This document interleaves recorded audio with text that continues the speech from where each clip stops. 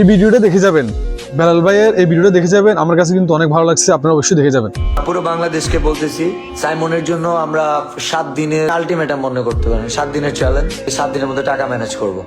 আর এটাও বলে রাখি, 7 দিনের মধ্যে যদি টাকা ম্যানেজ না হয়, যদি 1 টাকাও ম্যানেজ না হয়, থটস অফ বিল্লাল পুরো 10 লাখ টাকা দিয়ে দিবে।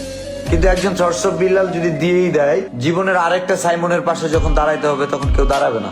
থটস অফ বিল্লালের শক্তি সামর্থ্য না থাকলে কিভাবে দাঁড়াবে? যারা বেলাল ভাইকে নিয়ে ঠাট্টা মশকরি করেন, যারা বেলাল ভাইকে নিয়ে রুশ করেন, তাদের বেলাল ভাইকে রুশ করার যোগ্যতা নাই বিধে আপনারা রুশ করতেছেন, বুঝছেন? বেলাল ভাইয়ের একটা কথার ওয়েটও আপনাদের কাছে নাই।